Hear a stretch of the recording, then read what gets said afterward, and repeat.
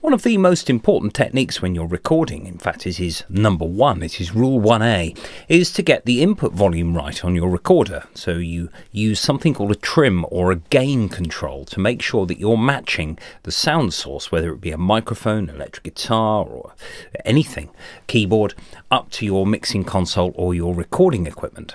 How do we do this then? What are the rules and what should we avoid? Let's have a look.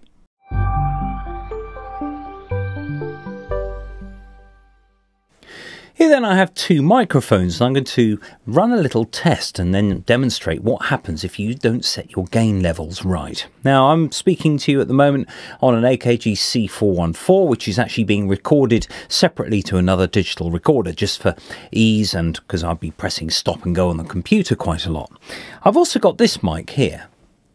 I've got a C3000, and if you look at your computer screen, 1, 2, 2, you can see that when I speak, one, the level goes up and down as shown on the picture there on the trace. Now I've got this microphone here running through an old analog mixing desk, and I'll just show you that to a bit of the signal path. So this microphone is going into input number 6 here, and then it's going to a pair of bus outputs which feed the computer. So there's quite a lot going on here. So now I'm speaking to you on the AKG C3000. Now I've got the fader here, which if I just bring up, obviously you can hear it's louder.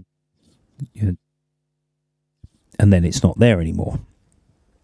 So what I need to do to set this up properly is to press the PFL button, which then brings up another meter at the right hand side here. It'll be in different places on different desks, but what happens is this allows you to see what is coming into the mixer.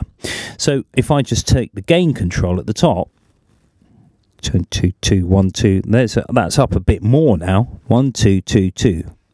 So you want to basically make sure that you're not going into distortion.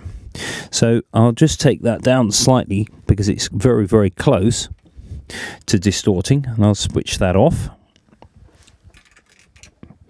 Now what I'm going to do is I'm going to record a phrase with this mic onto the computer, and I'm going to record it twice. I'm going to record it first with the channel set up correctly at the moment, and then I'm going to do the same phrase again, but take the gain controlled all the way down and the pad on the microphone as well. So there's going to be virtually nothing going into the desk and therefore nothing on the computer.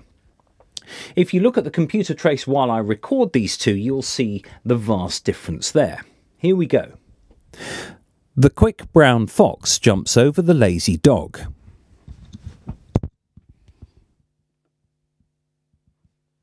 The quick brown fox jumps over the lazy dog. So a quick look at the computer screen there, you'll see that the levels are very, very different indeed. Now I'll just switch that record level off. There we go. So now we'll be listening back to the computer, and you can hear that there's a vast difference between the two phrases. Quick brown fox jumps over the lazy dog. The quick brown fox. So they're basically completely at odds with each other. Now, this becomes a problem. Let's say I'm recording a vocal and I need to put some compression on it. Let's do that. So I've got a compressor here at the moment, which basically is just quick brown fox jumps over the lazy dog.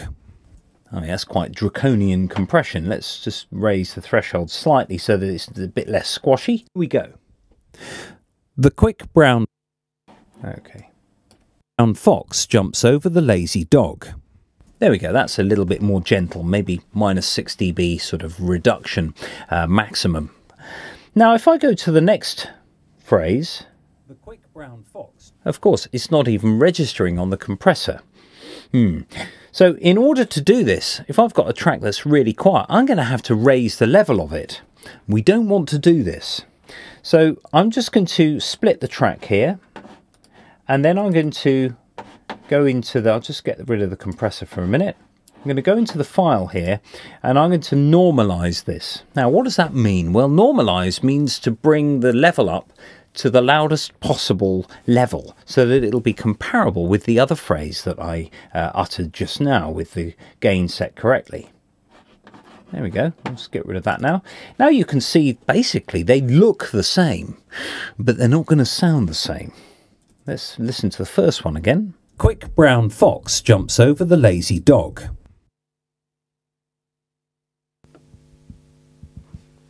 The quick brown fox jumps over the lazy dog. Lots of mains hum there. There's not much in the way of hiss at all. It's pretty impressive actually, but if you've got mains hum, that comes from the power supply of the mixing desk and other things that are on around that mic channel as well. You know, transformers and everything, they just kick out mains. So we don't want this. If I just raise the level a little bit and have another listen. Quick brown fox jumps over the lazy dog. And that's really clean. That, however, is not. And actually, there is a bit of hiss there. If I was to, let's say I wanted more top end on this. Quick brown fox. I mean, that's too toppy. But you'll hear that the fact that there's not really much noise to start with. Quick brown fox jumps over the lazy dog. It's not bad at all. Go to the next one. There we go. There's a bit of hiss there now. The quick brown fox jumps over the lazy dog. So not only has it brought that sort of mains hum up, it's also brought any sort of extraneous noise, and usually you'll hear it at the top. You'll hear all those sort of, those bit like tape hiss, for example. So it's really important to get this right. Now, the problem is that if you've got lots and lots of mics, say you're recording a band and there's 16 mics on stage and you've got them all set incorrectly like that, the problem is simply going to compound itself. When you play all of these tracks and you normalize them, you're just going to get lots of mains hum and lots of noise, essentially all of these things adding together.